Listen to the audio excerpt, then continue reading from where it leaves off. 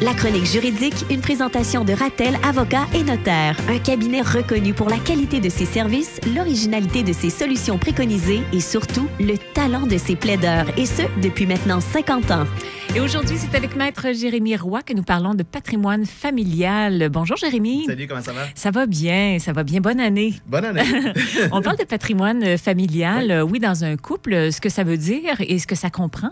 Oui, donc le patrimoine familial, essentiellement, ce qu'il faut savoir, c'est que c'est les gens qui sont mariés qui bénéficient de ça de prime abord. Qu'est-ce que ça inclut? Ben d'abord, à quoi ça sert un patrimoine familial? Oui. Ça vise l'équilibre économique entre les ex-époux, un coup qui auront divorcé. OK.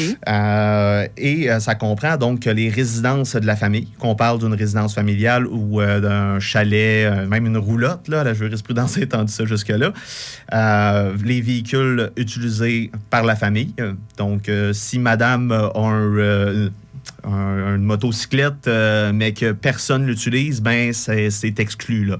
Mais les véhicules qui sont utilisés par la famille, ça rentre là-dedans. Et ça, c'est nonobstant qui paye l'hypothèque ou qui paye pour le prêt? Tout à fait. Donc, encore une fois, les parties se marient. Monsieur, il achète une maison. Il est le seul propriétaire officiellement de la maison. Ben, un coup rendu au divorce, malheureusement, la valeur est partageable au complet. Donc, voilà.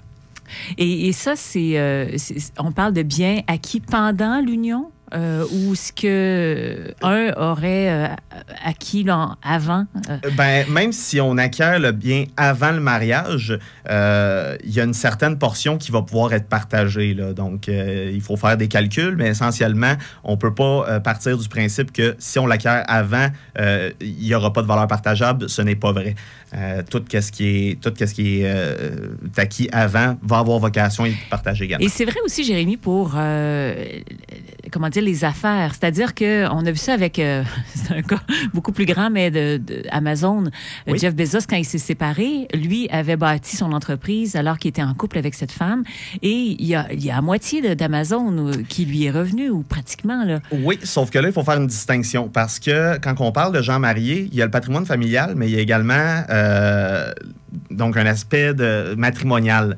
Donc, à ce moment-là, ce qui est inclus dans le patrimoine familial, ça reste au patrimoine familial, okay. Mais ce qui relève du contrat de mariage, c'est bien différent. Donc, pour tout ce qui est des affaires, il n'y a rien de ça qui est dans le patrimoine familial. Je comprends, à moins que ça ait été indiqué d'une façon nette.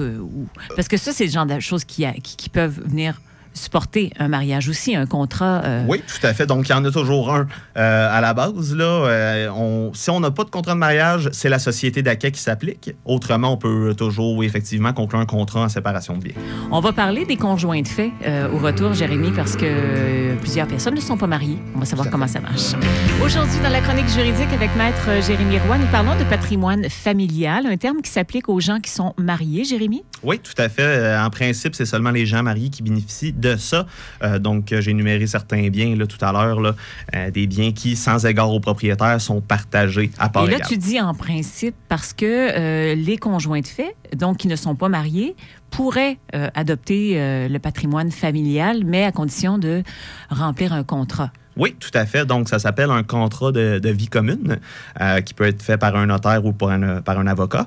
Et dans ce contrat-là, on peut se soumettre à tout ce qui relève du mariage, donc autant le régime matrimonial. Donc, c'est comme si on était mariés. Oui, tout à fait. Donc, on peut, mais c'est encore mieux d'une certaine manière parce qu'on peut vraiment aller sélectionner ce qu'on veut dans le mariage et délaisser ce qu'on veut pas. Okay. Donc, à ce moment-là, on a vraiment un mariage, entre guillemets, parce qu'on reste conjoint de fait, un mariage qui est fait sur mesure.